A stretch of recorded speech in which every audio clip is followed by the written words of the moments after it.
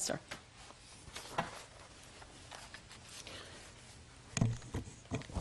Manuel Gomez, City of York. Didn't know which direction the discussion would go today. It took an odd turn. I'm going to touch on first some of the comparisons that were made between brick and mortar shops and street vendors, and food carts, what have you. You cannot make a direct comparison between the two. As was stated by Mr. Buffalo, and I've said this myself, I think other members of council have said it, you're not going to patronize a hot dog cart if you're out on the town with your significant other or you're out for some fine dining. I know myself, this vegetarian's not going to forego ladybug baking for a hot dog, obviously. And currently, that's the only option. Not going to happen. You can build brand recognition and brand loyalty with a food truck. And I'm glad that the director of Downtown Inc. actually furthered some of the points that were made by... Food truck or food cart? Food cart, Okay. pardon me. Don't want to create any confusion. But much like most of you, I do have an interchangeable viewpoint with much of that. With a food cart, you're exposed to the elements. You have no wait staff. There are no cash machines. There are no ATMs.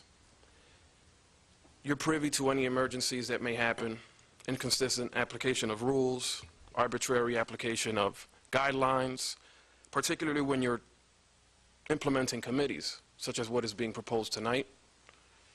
You also have a shorter time frame to procure your goods and bring them to market.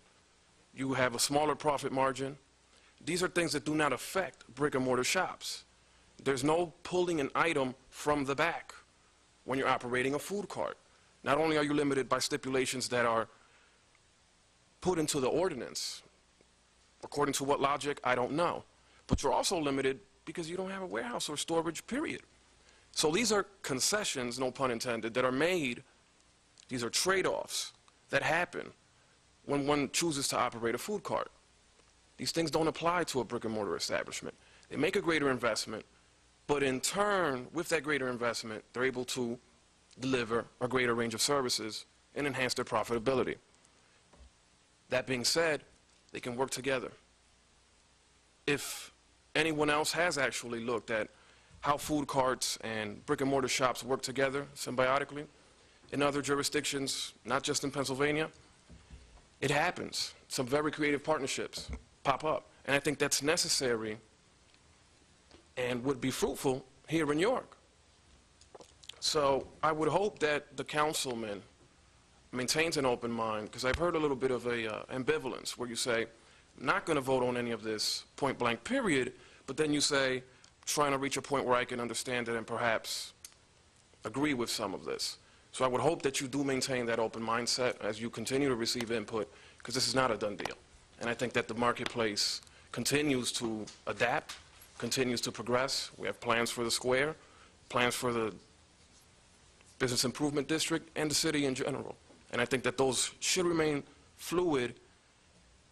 The way that you package and deliver this ordinance should be reflective of that. I hope no one's made up their mind just yet.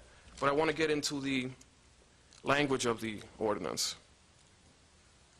Section 332.03, Mobile Food Vendors Committee, and I will try to go in order. I have a problem with the committee, not only because it tends to abdicate some of the functions that I think should be codified concretely in the ordinance and places them in the sole domain of the committee, and not only with the numbers approved as far as the licensing, the scarcity that is created, which is a totally fabricated and artificial scarcity, and I'm opposed to it. I say if you're going to approve within reasonable limits, but don't tell me you're just going to give us 5 licenses. And how does that mix in with all the other proximity bans and what have you? Think about it. And the administrative overhead, which was a wonderful contribution, that point that was made, this is part of what you have to look at as you fashion these rules. Is it enforceable? Is it realistic? Might sound good in your head, but what does it really do to the city when it's time to carry it all out? staying with that section 332.03, the very last sentence, yes, where it says, "and establishing rules and regulations as appropriate which shall be approved by council," I have a tough time wrapping my head around that. Would the committee operate as an advisory board? Is it quasi-judicial? What is the deal here where you say, establishing rules and regulations as appropriate, which shall be approved by council? How many times will we have someone at council then? Or how many times will an item or potential items be submitted to council for review? What kind of logjam would we be looking at here? I have a little bit of a difficulty envisioning how that process is going to play out. Is it going to be chaotic? Is it going to be determined programmatically? I have no idea. And I think that that's going to lead to an inconsistent and arbitrary application of rules, either by convenience, opportunism, inefficiency, what have you. Could go on and on, but that's murky and unclear. 332.04, permit and license required for yearly operation. How many departments would have to sign off on a license? Because it says here, the application will then be forwarded to the Mobile Food Vendors Committee for review. The preceding statement says all mobile food vendors must submit an application for a permit yearly to the Bureau of Permits, Planning and Zoning. And it ends by saying the application must receive approval from each department represented within the committee prior to its final approval and the issuance of a permit. Am I being dense, or is that, to be right and exact, as convoluted as I think it sounds and is? How many departments are we talking there? How are they staggered? It's not departments. The only department you're talking about is PP&Z. That's the department that issues the permit. No, I disagree. It's the departments that are made, that are in the committee. Yeah, that constitutes So the health committee. inspector, the traffic safety committee, those folks. But they they're submit same the one. application for the permit to the permits department. And then it goes for review to the committee. But So it goes to PP&Z. to answer the question directly, I mean, Right. not to cut you off, Go ahead. but it's literally 3 departments. It would be Public Works, DECD, which the health inspector is a part of, and Downtown Inc., But which that's is, the committee. that's the committee. My question arises, But not each committee would have to pass on it. Not necessarily. Right. my que- You mean not each department? Not each department. Right. It would be a combination. It would be at the committee level. let's Right. remember, It would be at the committee level. potential applicants, should this ordinance be passed, should it be denied, what have you, whatever, are watching. It's not just us. So I'm just here for the sake of edification. If I'm confused, and I have no intention of stepping into that domain or enterprise, can only imagine what somebody else who hasn't sat here, well, the reason I ask is because it mentions Downtown Inc. in the previous section. It mentions the health inspector. It mentions a member of the New York City Traffic Safety Committee, and it mentions the Director of Community and Economic Development or designee, and it mentions the Director of Public Works or designee. And it doesn't define what the department is in 332.04. The application will then be forwarded to the Mobile Vendors Committee for review. The application must receive approval from each department represented within the committee. So is it just 3 when it says from each department represented within the committee prior to its final approval? This may be an oversimplification, but I think if we supplant each department represented with city council, it pretty much does away with that reference to departments on an individual basis. Okay. I just want to be clear. No, I mean, it's a good contribution, so I thank you for it. I want to be clear with that text. Okay, now you minute. just made me unclear, because Yeah. I was going to ask you to enumerate the 3 departments, because that's what I thought. Police. The application must receive Police. approval from each department, and then in parentheses, enumerate those departments, and then you could clean up the sentence. I don't understand how replacing it with city council. No, I'm saying strike that reference to each department represented altogether, have the recommendation come from the mobile food cart committee to council. Yeah, from the committee. Right. Yeah. okay, take out department represented and just Right. put out, just from the committee. So each department represented within would be stricken, and it would go and say, from the committee. Must receive approval from the committee, which it states previously that it must be approved by the committee, and then it comes to council. I'm fine with that change, madam. I would say that's satisfactory. I just wanted clarity. Same section 332.04, item E. Applicant shall notify the Bureau of Permits, Planning, and Zoning within 15 days of any changes to application information. If you feel this is getting into minutia, you don't have to oblige. But my question would be, if you're an operator, or a licensee, rather, what would constitute a change to the application? Do we want to itemize that, or do you not want to pigeonhole yourself? But I think that it would be advantageous to have at least some sort of a semblance of what would constitute a change in application, because I was sitting here listening to the discussion, and and I'm going to call it micromanaging. Perhaps you may disagree, but choosing which items may be sold, as you said, to not have repetitiveness where you have hot dog, hot dog, hot dog. If someone wants to change their menu items, would that constitute a change of application? No, I think in the context of this, and I'm speaking based Yeah, off of it other... absolutely would. I'm sorry, if I'm understanding your question, any change. So whether it's So changing a menu item and the concessions that are you being want to made sell available, chocolate-covered marshmallows, that's a change. and then tomorrow I want to sell French fries, you would say that constitutes a material change. In my mind, it would, Yes. absolutely. So you'd have 15 days then to submit per this requirement here. 15 days, any changes, and so any menu item, there you go. Brick and mortars are not subject to these stipulations, and this is a limitation that is yet another reason why you cannot make an apples-to-apples comparison.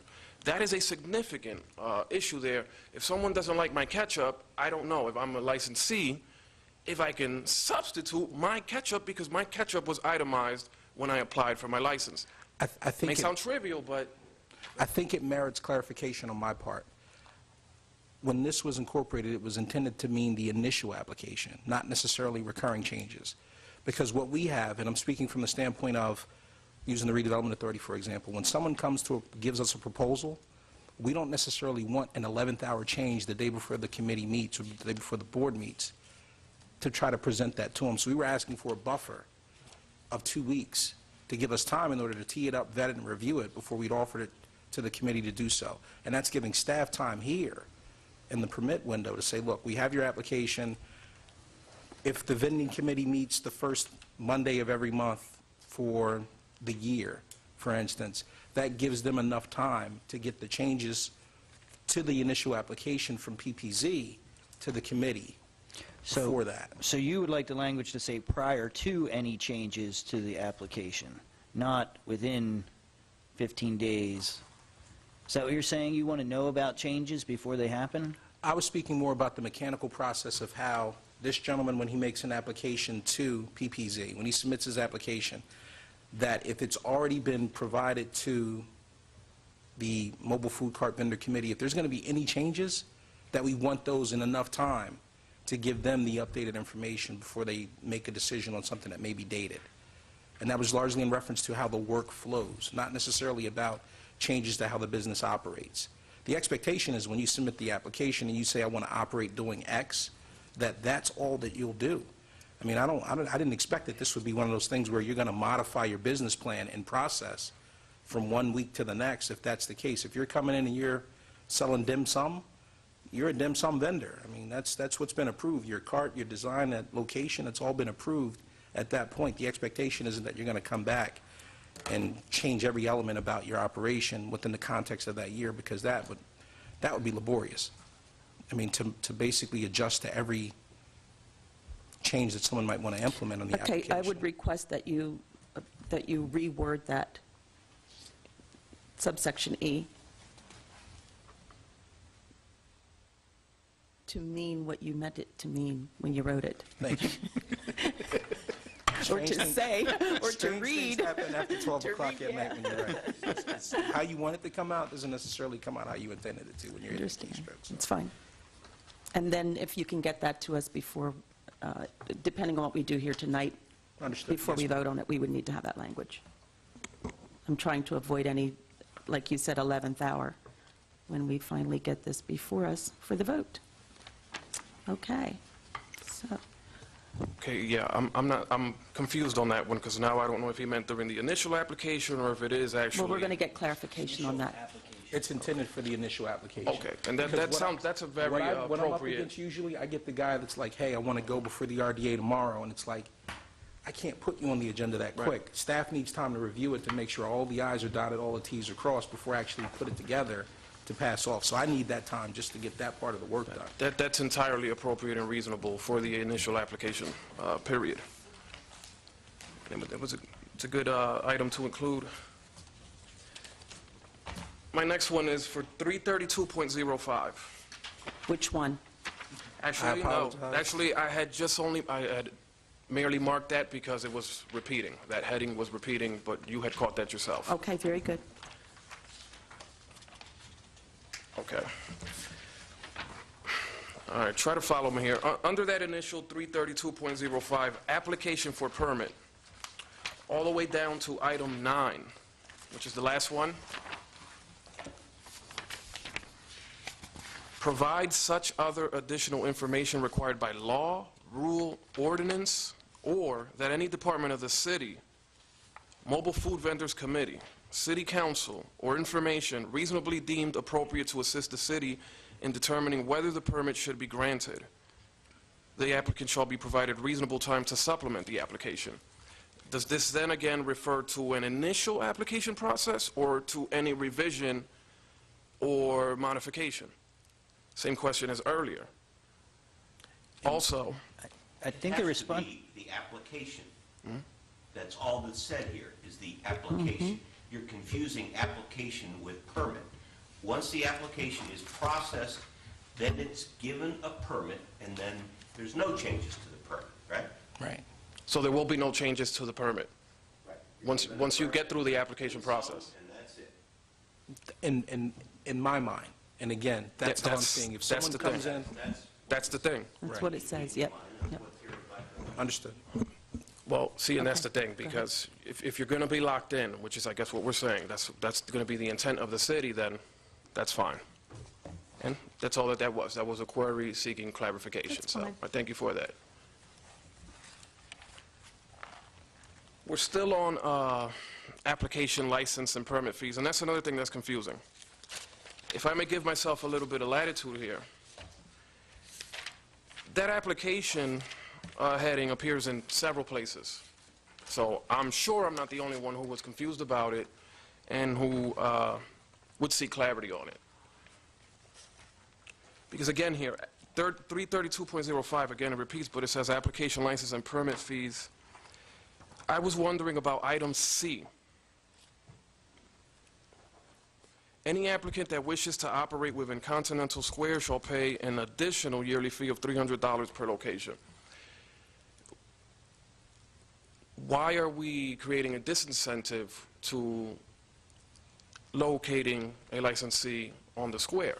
Because if you have a higher premium, in this case, I'm not even sure what the number says, but something like 50, 60% higher, that would seem to me that it would indicate that you want less of this given activity in that area. Is that the city's wishes? Is that the city's intent? It would seem that that is what would happen. May I- You're creating... May I speak to that, please? Yeah, we already I thought we already discussed Yeah, this It's earlier. just prime real estate. Yeah, It's exactly. really a function of location, that if, where this gentleman is right now, you have one-way traffic, and then you have two-way traffic north-south on George Street. That location where he is ideal because it's all left turns. So somebody's got to see him one way or another. So that premium is really the function of being on the square, and it's really there's really a better location perhaps for someone that might want to apply their trade at a food cart. And it was really in response to that. What's the better location? You always pay more for Boardwalk and Park Place than you pay for Baltic Avenue. It's just, you do for the marquee property. You pardon me, but I wasn't able to finish my statement. I'm sorry. It's okay. You're assigning that value. This is not a value assigned by the marketplace. You can extrapolate based off brick and mortar, but again, you cannot make these apples-to-apples comparisons. You cannot. Well, I do accept the input that you've provided. I think it's all fine and reasonable, but I do disagree. You do not know what would be the best instance to apply that specific trade. I think we had alluded to that earlier, and we are going to have, there's going to be some checking as Yeah. far as the fees are This is just concerned. my And the suggestion. marketplace will decide. We'll set a fee. This is just my suggestion. If it's too much, then people won't take it, and then maybe we'll lower it. If Well, it's, I'm just going to offer my philosophical. Absolutely. Okay. Go ahead and make your point. Yes, if I can Yeah. finish my statement, I have about 4 different people here coming at me at the same time. Okay. If you have a premium and at that location, all that it is you're making the barrier to entry that much higher for that area. At the end of the day, at least from my perspective, whether or not you should have that premium, that's for the city to decide. Obviously, you're going to be the final arbiters. You're the decision makers. I disagree with the premium, but then again, I disagree with much of the process and the legislation itself.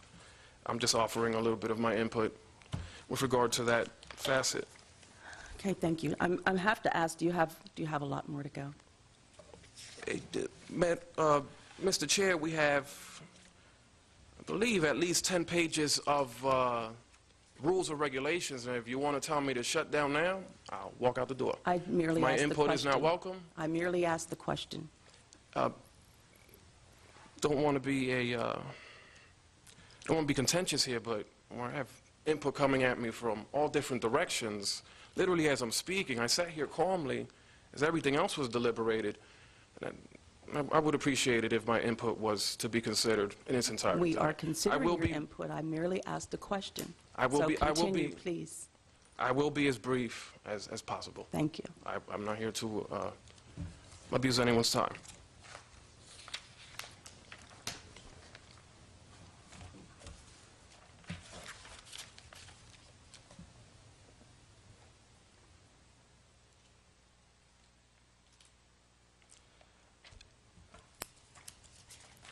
This section, well, 33205, this time, general rules and regulations and transfers. Section G. I believe we said we're going to expand the times from April through September from 10 p.m. to 7 a.m. I would suggest we also expand October through March 1 more hour, 8 p.m. That's just a minor suggestion. It's quick and painless, trust me. Down to item M. The permit shall contain additional limitations on hours and days that the city determine are appropriate, including limitations to prevent conflict with special events.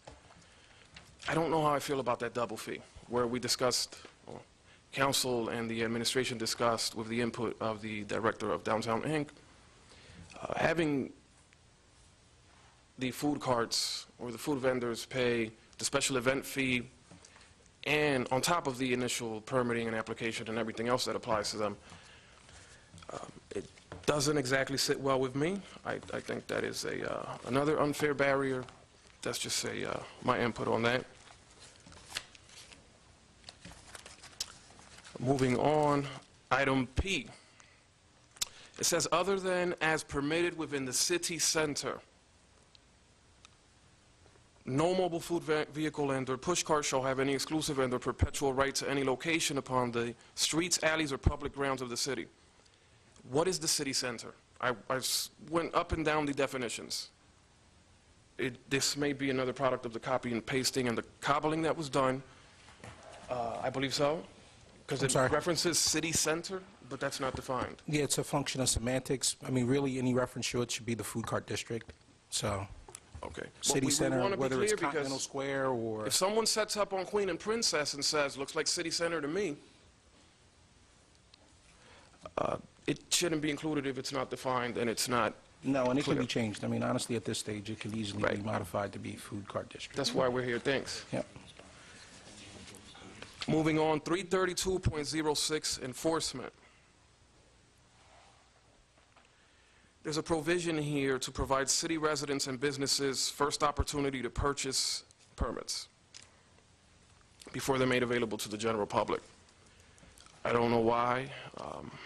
It's the libertarian in me, but I just don't agree with discriminating against non-city residents. If we're neighbors, we're neighbors. They should all have the same economic access and ability to enter the marketplace as city residents. I would rather that the marketplace dictate that, but then again, there are all these other forces that the city's putting in by way of its rules, but I would say that I would favor striking that provision so that city residents don't get right of first refusal. So noted. Moving on, and I'm almost done. 332.07, item 7. The licensee or any of its principals is in default on any payments owed to the city. And then it goes on, but is that something that mirrors what we do when an individual wishes to establish a brick and mortar, or is that something that was inserted here on its own without? No, it's actually intended, frankly. Perfect example. Separate legislation passed by the Commonwealth, I think it was Act 90, basically says that if someone has issues with the property that already has code issues, that you don't necessarily issue them another building permit until they fix that problem. So from this same standpoint, I think it would be kind of silly for us to approve someone for a permit that might be in bad standing in some other facet. So that's just me. That's fine. Thank you. That's, yeah. I mean, Well, I don't yeah, think we but reward. I think you would want someone to be able to access the legitimate economy and marketplace so that maybe they can render some services, make some money, and pay the city back. You'd have to be a brash individual, and I know that they exist, to come to the city, apply, engage in a successful enterprise, right under their noses, say on the square, and not pay the money. So I took a little bit of a, that took me back a bit. And once again, there's another item where you cannot make apples-to-apples comparisons with brick and mortar. They don't face these stipulations. So there's trade-offs. 332.08. Can't help but feel rushed here. Appeal to council upon denial, revocation, or suspension. What happens if an appeal is successful? I would normally read what it is that causes me to come to that question, but I feel that I am here in haste. But what would happen if a appeal is successful? I think you pretty much spell out what happens if the city determines that a license should be revoked or denied or suspended, and what the process should be. But it doesn't say here what happens once a suspension or a revocation or a denial is overturned at council. Is there a timetable for when they should be granted the permit, or the suspension should be lifted? Do you want to determine that? Should it be left to the committee? I will make a note that we need to check into that.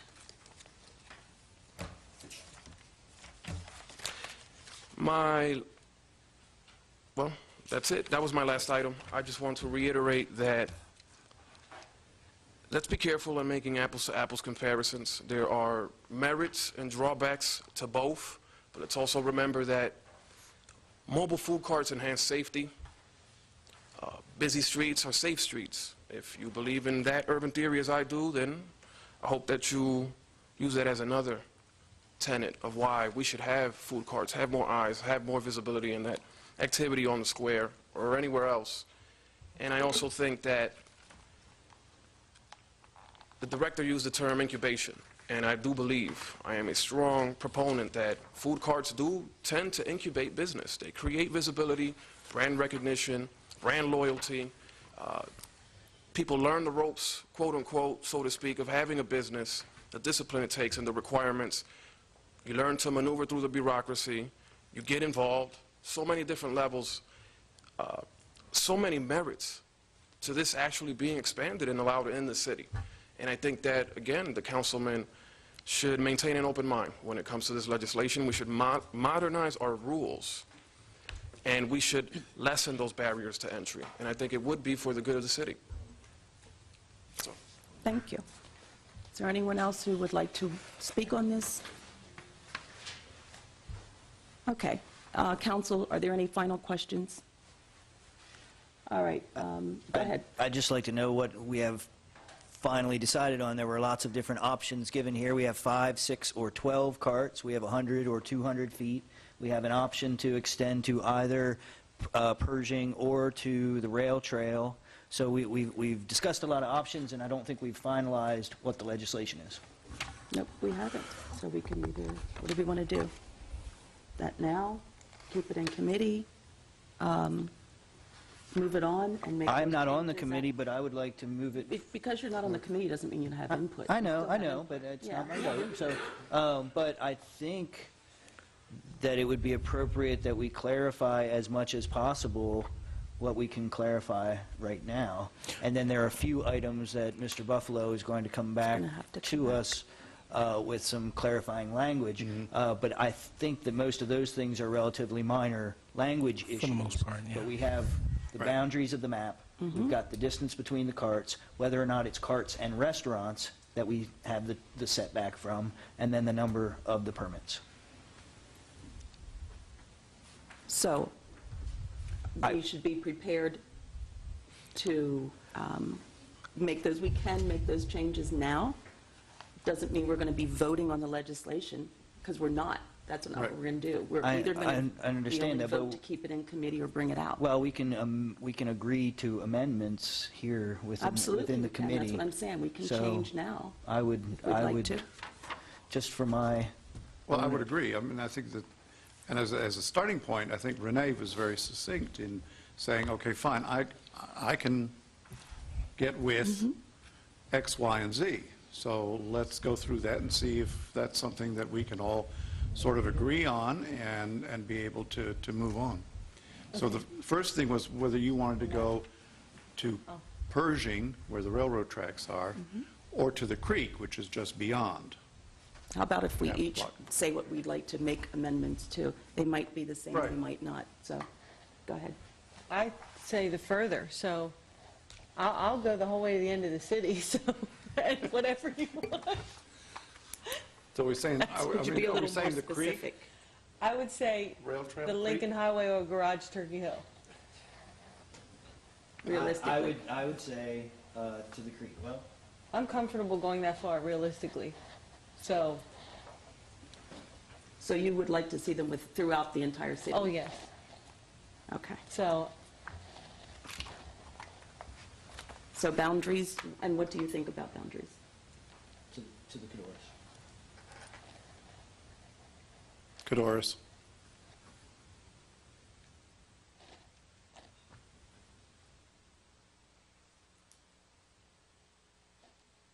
And I'm okay with the Cadors.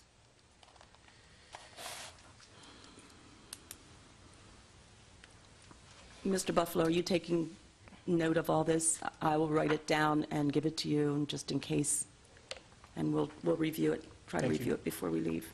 Okay, so that goes to boundaries. Number of vendors. I said 10.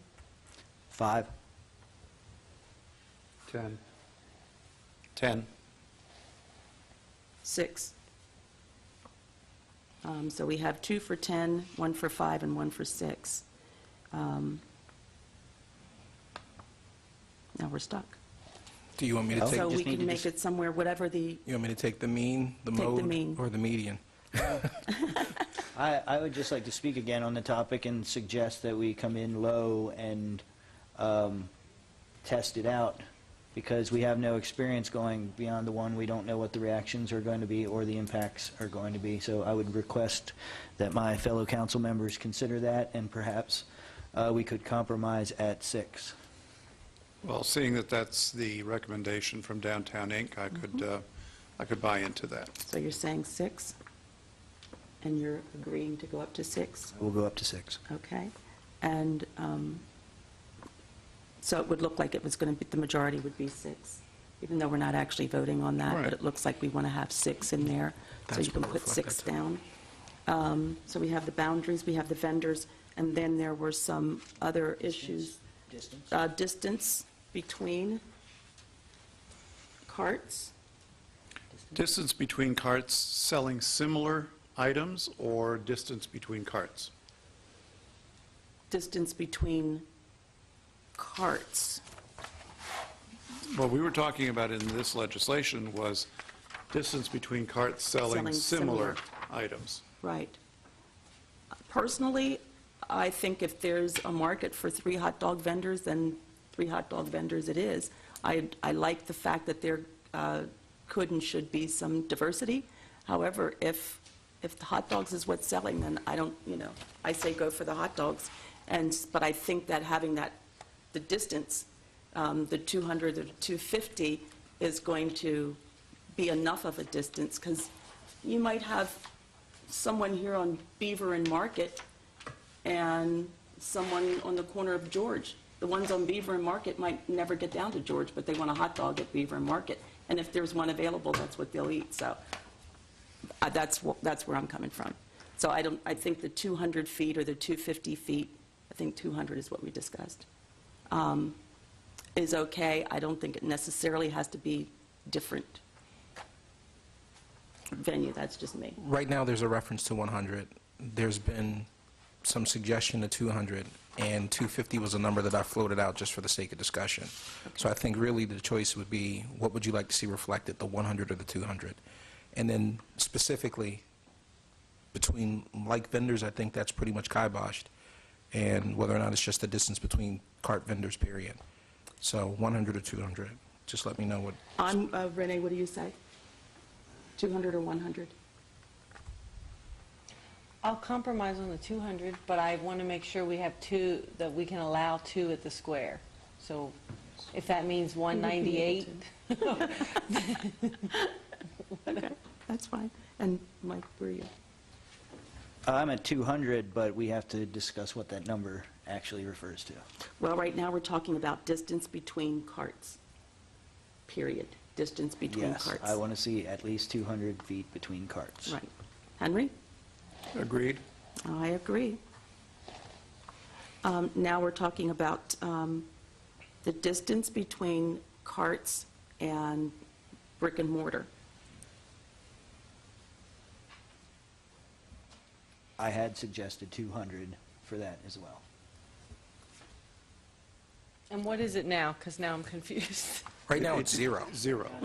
Right now, it's 0. They're being set up right in front, yep. It treats the carts mutually exclusive from the existing restaurants that are in Central Business District. I mean, I would go with 0. I'll stick with 0. No, well,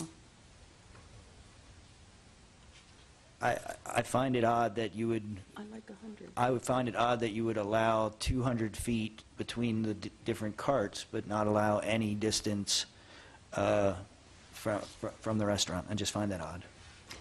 So basically, you're okay with having someone set up a a food cart outside of Maywin's and another food cart right outside of Left Bank? Yes, that be 'cause- 200 feet? Yes, because for That's me, too it wasn't close. What's the sitting next in one front of up? the restaurant. Maybe up It on was the Bistro. visual of Okay, having Bistro, them okay. clutter the whole sidewalk. Say it again, I'm sorry. For me, it wasn't the being in front of a restaurant, Okay, like we said, the 200 apart. It was just, for me, it was, so they weren't taking up the whole sidewalk the whole way down. okay. So you don't have any problem with them sitting up right outside of the door of a restaurant, an existing restaurant? No, because I think that restaurant has the option to bring some seating outside to do whatever. Okay, okay. So you're saying 0? Well, and the other concern is policing it. Well, right now, there's language in the ordinance that says a sidewalk has to be a certain dimension in order for an individual to even have a cart on it. And we want to make sure that pedestrians can still get past. Exactly. So from that standpoint, the committee in and of itself would be able to restrict, look, if you are using those 2 examples, May Wins or, It would have to be like bistro, as he said. right, Yeah, right. they wouldn't necessarily be allowed to operate in the context of that sidewalk because there's not enough dimensional width. There's just not. They wouldn't be able to set up shop at that location because there's no way that pedestrians can get around them unencumbered, and/or if someone's, wheelchair-bound or has some disability in terms of immobility, would be able to get around that cart on that sidewalk width. So from that particular instance, that would be a non-issue. But I just need direction in terms of how you want this draft to come back to you potentially for December. Right. Okay, right now, Renee, between carts and brick and mortar, you're at 0. Mr. Helfrich? I'm at 200. I think that allowing a cart to be in front of a restaurant is a slap in the face to tax-paying businesses. And Henry, you're at? 0. 0? And I'm somewhere in between. I'm saying like 100 feet. But I think I would, 100 feet.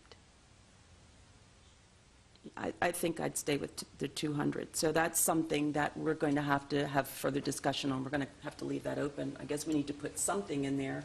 So we're actually split.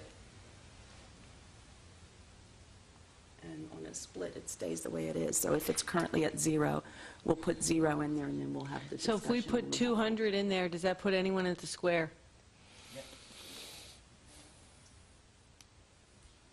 We can't 200 police it. feet? No. We can't police it. We don't need to police it. The committee is going to, and just as they did here, marking off little areas, they can mark off the little areas, and you get your choice of those areas. So it's not much to police. Well, yes, it is, because if you have a food cart sitting in the northwest quadrant, and somebody goes into the Grapevine and opens a restaurant, that cart has to go.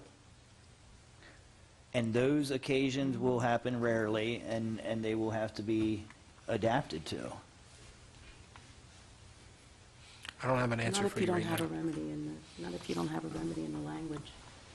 Yeah, That'll- That is the language. The language says you can't be within 200 feet of a brick and mortar. Yeah, so then the cart that would be there already and a restaurant moves in, the cart would have to go. You said you'd have to monitor Yes. each one. That's not a monitoring, that's just saying they have to go. I didn't say anything about monitoring. I said they had to go. Yep. Okay. All right, so we're going to leave it as it is, which is 0, and then we'll leave that for discussion when we go to vote, only because it's a tie. Thank you. And those were the 4 items. Can you think of something else, anything else that we wanted to change?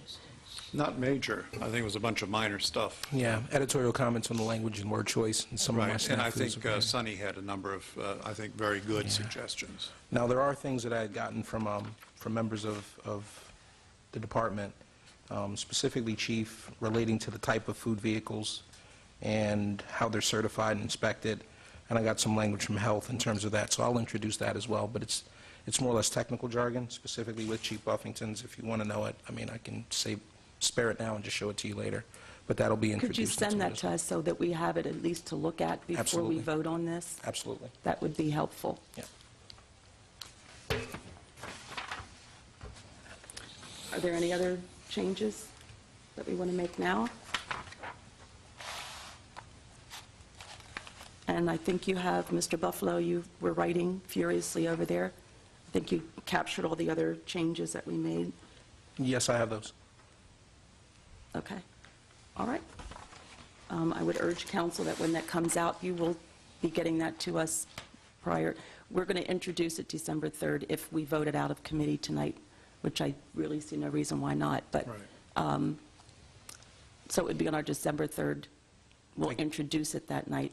It gives me a week and a day. That's Okay. fine. All right. Mr. Buffalo, could I also request or suggest that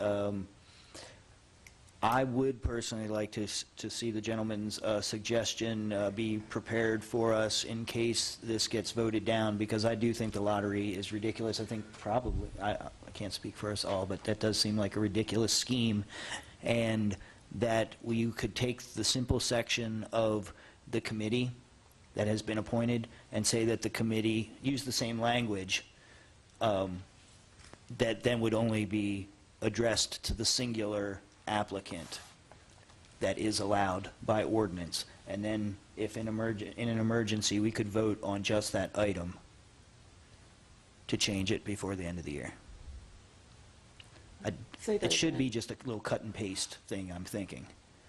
What's your suggestion? My again? suggestion is to take the language that discusses how the permittees are chosen and just take that language out and have it prepared as a separate amendment to the existing ordinance Oh, okay, to the existing ordinance. in Okay, case gotcha. we do not vote for this entire change. That way, it's prepared, and if it gets voted down, we could try to, well, we still we'd have to advertise it, so it still couldn't happen by We could do the, it by supplemental But- agenda. we could do it by supplemental agenda, and, But regardless, you still are allowing one operator. right, but One. instead of, Well, how are you going to determine if you've got 3 applicants? the committee would determine.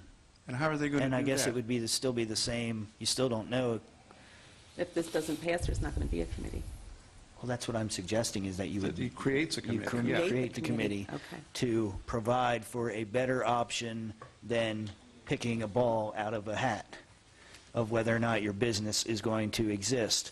At least you have a committee that can determine whether or not that is the best thing that they feel would be to the benefit of the city. It takes the chance out and gives it to some experts that we are going to be trusting if we pass this legislation. So why not trust them if the ordinance stays as is? Not the point. The point is that there's still only one vendor. But if this And gets it doesn't voted matter down, whether you flip a coin or whether you give it to 6 or 7 people to choose. It doesn't matter. It's still, if it's still to the operator, to the guy that's running the vending, the food cart, it's still flipping a coin to him. I guess it might be, but Yeah, it's still flipping a coin. He doesn't know whether he's going to be in business next year or not. Depending see on what the difference it committee makes. decides. fair enough. All right, I would just making a suggestion to try and have a more logical process in place where some people actually determine something as opposed to, and I know it's probably no difference to the vendor, but it's tries to remove some of the ridiculousness of the idea of pulling a rabbit out of a hat or pulling It's better on a paper. ball out of a hat. But So, that was my effort. Okay. I So, agree with your logic most of the time. all right. Any other questions or comments from council? Okay. Renee? I'm going to move that we bring this out of committee. We introduce it on December 3rd for the potential to vote. Well, we would be voting on it then December 17th. Second. Okay, that is so ordered. So that's going to go on our December 3rd 3 agenda for a vote. Okay, and the last item has become a friend to all of us, or whatever, but anyway, it's the bill amending Article 507 booting, and we can discuss this, or we don't have to, if we are ready to, if there are no other questions, additions, changes to the proposed